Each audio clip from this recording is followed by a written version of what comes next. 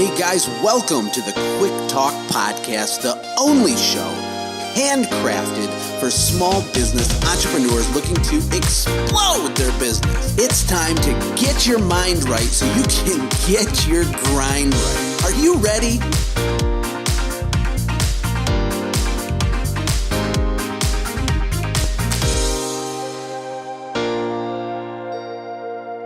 I just was relentless with it. I never gave up. Like I was always, I pride myself on trying to be a likable guy or a personable individual, and we would just kill them with professionalism.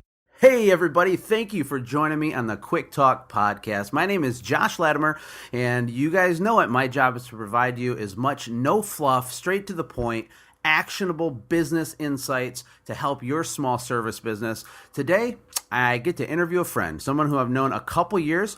We unfortunately don't get to talk as often as we'd like because we're both building our little miniature empires here in different parts of the world. But let me tell you about Dave Carroll. Dave Carroll is the founder and CEO of a couple different companies. One of them is a software business called Proposal, which is pretty well known in the pressure cleaning and window cleaning space, but it's applicable to lots more, and we'll talk about that in a minute. But his initial claim to fame was a service maintenance company called Lion's Share Maintenance in Minnesota. And these guys do, $500,000 in revenue in just about 8 months because it gets so frozen up there. He's got a nice team put together. He started with nothing. He's a self-proclaimed knucklehead, is what he said when he grew up. He also went to 9 high schools. That's a ton of stuff to unpack. But Dave, thank you for taking an hour out of your day to talk to me today. How are you doing? Thank you for having me, Josh, man. It's great. Always great to be talking to a guy like you, my man. Well, I'm a guy that's full of passion, and it's authentic. Like, I genuinely get fired up. When I'm talking to my wife, I'm passionate. When I talk to my kids, I'm passionate. I want my kids to achieve greatness and all this stuff, and none of that has anything to do with money. And I like you because you are also a passionate person. Like, you get caught up in the work that you're doing, and it's not just drudgery for you. You're really trying to build something and to grind and to work and to sweat, and you can take a punch and get back up, and I just respect and appreciate that. Before we even get into the business stuff, I really want you to tell the audience a little bit about your backstory. People might not know you, and the people that do know you, I don't think they know kind of some of the crazy stuff you went through in your early 20s. If you wouldn't mind, dig into that just for a couple minutes and let us know what the heck happened before you started Lion's Share Maintenance. Yeah, so I grew up, born and raised in St. Paul, Minnesota, Twin Cities area. Decent upbringing. Parents have been married a couple times each. Got a big family, a lot of brothers and sisters on both sides, mostly older than me. As you were saying, a self-proclaimed knucklehead, I think, might be a nice way to put it. I think I was on the wrong side of legitimacy for a good amount of my teenage life, and then in my early 20s, I ended up.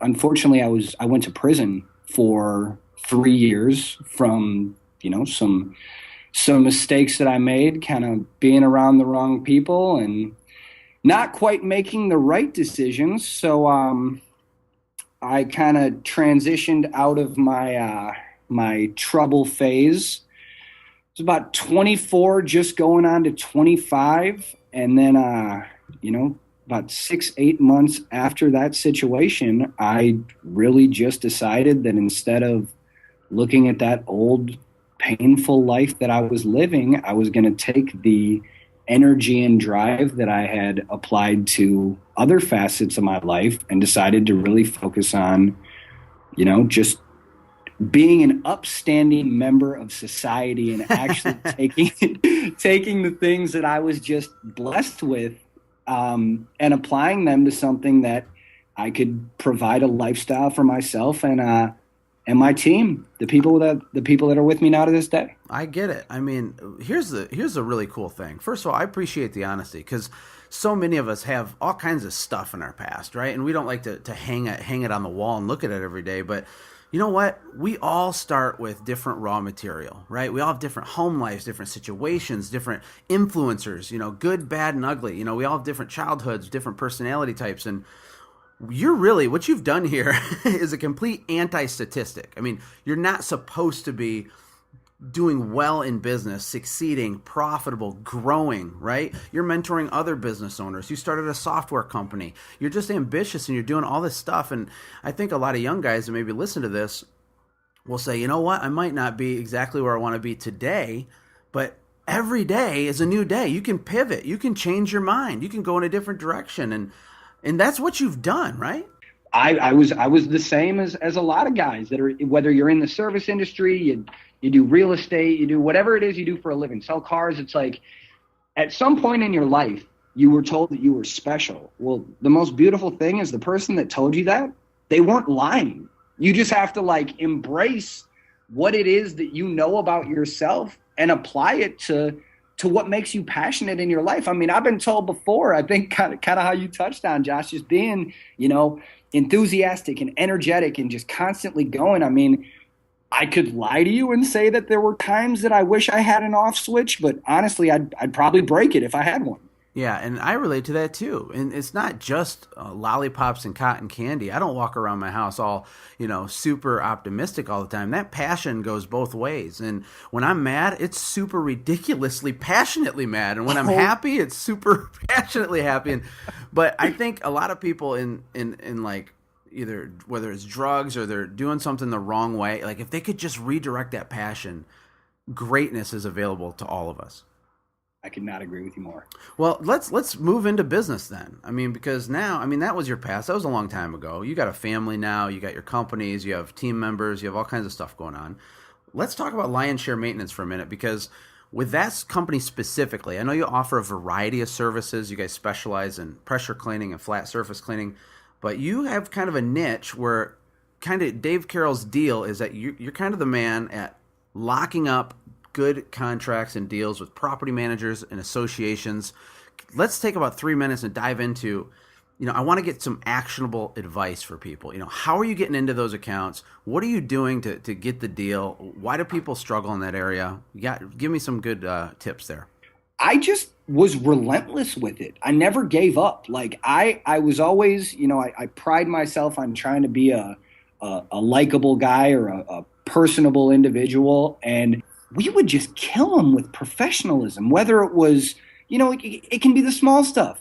Walking into somewhere with your shirt tucked in as opposed to not tucked in, having a piece of marketing material that you didn't make yourself, that you had someone else do, or kind of focusing on like knowing what you're good at and allowing other people to have that time. And that being said, like I would spend money and people said that we were crazy. We would spend money on sales stuff or advertising in certain, like the multi-unit housing association local publication. I was doing that in my first year for $1,200 a year when I didn't have the money to pay my rent the next month. But it was like I knew that was the right decision, that's the stuff that we wanted to really get involved in, just due to the job tickets and the profitability and all that type of stuff. Mm-hmm. So I wish I had a secret for you guys. I wish I had some brand new trick, but in reality, I know a lot of guys are into, whether it's reading books or podcasts or any of this stuff.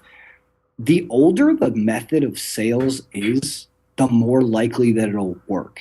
I've always found that doing things that I'm not comfortable with make me more successful. And something that even being, a personable guy that I wasn't comfortable with was getting on the phone and cold calling, or going into someone's office, or going to a networking meeting and just talking about what our business does. Now, in planting those seeds early, we were able to continue to water them, and the plant grew, and what grows on those plants is money. So we were able to finally capitalize on a lot of the efforts that we had put in. But I would just say my advice to any guys trying to get into commercial work, associations, just that higher dollar stuff, straying away from the residential services, whatever industry it may be that you're in, present yourself in the most professional way possible, and then just stay consistent. That's a good place to be, because sales is the lifeblood of any organization. And I meet people in both camps. I meet people who are obsessed with the details, or obsessed with the office, having their little computer paper nice and neat and all that, and that's not going to get it done. But then there's people that go around hustling and selling all day, but their back office is total chaos. So that's also not going to get it done. You got to have balance. But give me 60 seconds. I want to try to unpack what you gave us in regards to specifically property managers and associations. This is what I heard. The number one thing I heard early when you started going there was relentless. And that's one of the oldest tricks in the book, right? Being persistent, not stopping, not quitting. When you try to sell a commercial account, you got to play the long ball, and you don't go in there, stop in for 10 minutes and get a $50,000 contract, right? It's consistent, persistent relentlessness. Keep circling back, keep making contact. It's not complicated, but very few people do it. Understanding that getting in front of people and just telling them what you do and explaining to them, like, I'm Dave, I'm the doctor. You have a problem. You're my patient. What is your pain? Because I have the solution. There you go. Boom. And the devil's in the details. You know, the little things do matter. The thickness and glossiness of your business card, so to speak, matters. The literature matters. The design of your website, the design of your lettering on your truck, all that stuff ties together, and it creates a lot of perceived value. So, you know, focus on the details, guys. Be relentless.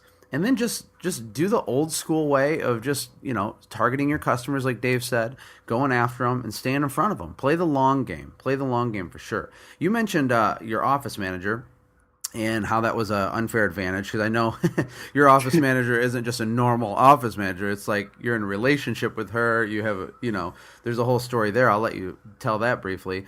I had an unfair advantage too in my cleaning business because I had a partner, and he would let me focus on the architecture and the big picture stuff while he would focus on the day-to-day stuff. And literally, I can't put into words how big of a deal that is. And I know everyone doesn't have that. How has that helped you? And you know, how thankful were you to have someone like that early on in your company's history? I mean, I think even looking back on it, Josh, I'm more and more thankful every day. I do have an fair and unfair advantage, because I'm sure those of you out there with significant others, my office manager is also my better half and my fiance. So it can at times be fun working all day together and then trying to attempt to not have that come home with you. But that aside, it's like the best advice I could really give to anyone is just, if it's for 10 hours a week, all you guys that are out there doing your thing, you're out in the field, just how much easier your life would be if you didn't have to answer your own phone, and how much more room that gives you to focus on the other aspects of your business. This is not some crazy position that takes forever to train, like whether you could have an aunt, you could have a buddy's girlfriend, like it doesn't matter. Just transitioning someone in the position you have to understand what you're good at. You know, being a business owner, like, you're forced to be self-aware. You know what you're good at in your company, and you know what you're not good at. Yeah, you got to live in your own wheelhouse, and you can't take a square peg and shove it through a round hole. In the early days of every company, it's normal that you have to wear all the hats, okay? But you need to rapidly get yourself out of that position. And here's the mistake I see people make. People think they need to achieve some level of success so that then from that day forward, they can finally, you know, get that employer, get that person. And that's not completely true, because what you really need to do is make the decision to just bring in another person, even when you're freaked out, you have that knot in your stomach, and you're not sure how you're going to make this work. Because what that does is two things. One, it gets you stopping doing something you're poor at doing. And two, it puts your back squarely against the wall where you got to go sell and produce to make sure that you can cover the payroll for that person. But every time you do that, you're propping yourself up. You're raising up the level of your company. And you have to surround yourself with competent people. You have to stay in your own wheelhouse. And man, I'll tell you, going through the process with my company and what I'm doing now with my software business and my training company, I can't get people around me fast enough. Like, there's so much value in assembling a team that it's like the first thing on my list. Like any future projects I have, you don't need to be a lone wolf. In fact, it's almost impossible to succeed as a lone wolf. And so the importance of team can't be understated. And if you don't have a team right now, then that's okay. Just make the decision to put someone in place immediately. Put your back against that wall, go out there and sell and make it happen. Are you looking for a simple way to get more sales, more referrals, and strengthen your customer loyalty? Look no further than sendjim.com. It was handcrafted for you as a powerful tool that will automate your follow-ups after the sale. Imagine being able to stay in contact with your customers all year long by pushing a single button on your smartphone. This is a space-age warp speed technology, and it will eliminate the chaos inside your business caused by trying to properly follow up with all of your leads and customers. Sign up for a free trial with no credit card required at sendjim.com right now. What are you waiting for? Dave, I'm a podcast guy. This is a podcast. I've loved podcasts for years. I think they're awesome. It's how I consume a lot of my content. What is your favorite podcast that's out there right now? All right, so I'm a Cardone guy. I love Grant Cardone's energy. I love everything that he does. He's got a Young Hustlers podcast that is amazing. It's just very good. He's the co-host on there is another good guy. That's another. I think this guy that does the podcast with him was kind of like a Cardone follower, quote unquote, and then it has worked his way up the ladder to where he works with Grant now.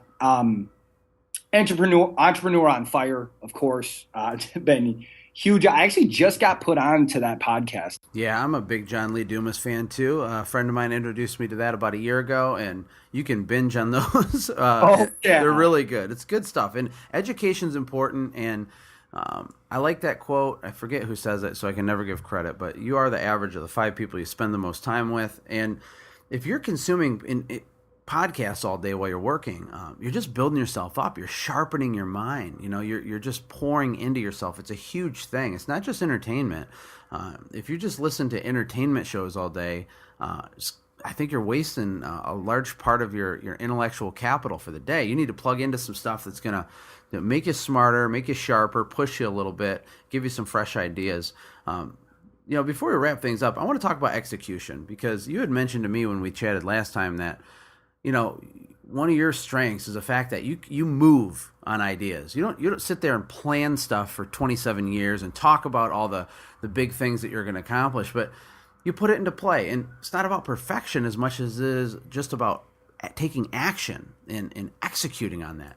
Huge amounts of people do not understand the execution is really the key to growing your business. Do you have anything to add? I like to equate population in general to when you're sitting in traffic. So think of wherever you're at in your city, whether it's a metropolis, you're out in the country, whatever, you sit in rush hour traffic. Next time you're in rush hour traffic, just look around. All those people that are sitting next to you in traffic, that's population. There's a $100,000 car next to you. There's a $4,000 car next to you. There's a guy with a job who makes $1 million. There's a guy with a job that makes $10 an hour. So when I look at population in that traffic, I think of like how all of these different people all have a good idea. Every single person that you see when they're driving, that you walk by in traffic, that you deal with on a daily basis, every single one of those people has, if not one, they might have 10 great ideas. What I've always tried to pride myself on is that I execute. Listen up. Now remember, being self-employed is not the same as being a business owner. And if you are looking for a way to automate your business and build yourself a clear path to the dream that keeps eluding you, then check out my online small business bootcamp. It's a go at your own pace, it's power-packed, it's a mind bomb. It will help you understand exactly how to architecture out and systematize your small business right now, so you can finally be back in control. Go to windowwealth.com right now and check it out. Use the code MINDBOMB to save 30%. It's time to invest in yourself. Imperfect action is always better than perfect inaction. A lot of this is people overthink everything. And you just need to go do stuff. If you have an idea and you don't do anything, who cares? Ideas are a dime a dozen. I just read a quote on Facebook today. You can't build a legacy with ideas, right? Your legacy is going to be based on all the stuff that you actually did. So if you have an idea, do it. Nothing drives me crazier than when you're hanging out with someone and they'll see like a product in a store or something on TV and they go, oh, I thought of that 20 years ago. Well, that's literally meaningless to me.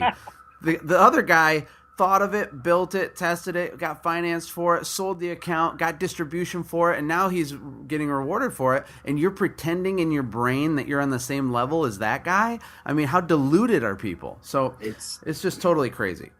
Insane. As we wrap it up here, Dave, this has been really good stuff. I've enjoyed it. I want to talk about proposal a little bit. Basically, my understanding of proposal is it's software for anybody that bids on stuff or gives quotes, right? So if you go out and you give quotes to someone, proposal is a software as a service. It's a web-based tool that allows you to give really cool, high-level professional quotes in a super simple way. Like you configure it up front and then you can just bang out these quotes, and there's like email tracking and all kinds of crazy stuff. Can you give us like a brief overview on what it is and what it does? Because I think it's applicable to a lot of people listening to this. Definitely. So like the need for proposal just came from necessity in my business. I was in a position where I was out doing, 10, 15 estimates a day. I'm running around with my carbon copies. I get to the first job site. I'm taking notes, counting stuff, taking measurements, doing all that great, snapping some photos, putting that all together, driving to the next job site. End of the day, I got, like I said, whether it's 7, 10, 15 of these things, and I'm going back to my office, pulling up Microsoft Word, finding an old template, deleting the old information, uploading my new information, finding the pictures of my phone, getting my insurance together. I mean, every single bid was taking me 45 minutes to put something together that was actually presentable. What we did with proposal is we took that 45-minute process and we made it about 60 seconds, that you can bang out a 10-page professional custom bid as detailed as humanly possible. If you need to present yourself in the most professional way possible while being able to stay on top of a to-do list, a follow-up calendar, a scheduling calendar, and work orders, the software that we created caters to, like we've talked about in this podcast so far, your one-man guy who's working on getting out of the field or bringing on an office manager, or up to a guy like me. We're running 8 to 10 guys in peak season, and we utilize the software, I think, as much as any one of our users. So it really just, again, it came from necessity. And now the coolest part about it to me is that you looked for a solution, it didn't exist, so you made one, and that's execution. I think it's really cool that you did that, and I know how expensive it is to develop software, and so it's not a small thing to build out a tool like this. So I think it's worth checking out for sure. And I know that you have, with your new version that was completely just totally rebuilt from the ground up, you're going to have tons of new features, like you said, the scheduling, the Google thing, the calendars, the work orders, all the stuff. It's definitely worth checking out. Do you offer a free trial or anything like that, Dave? Yes, guys, we do a 15-day free trial. All you got to do is go to www.closethejob.com.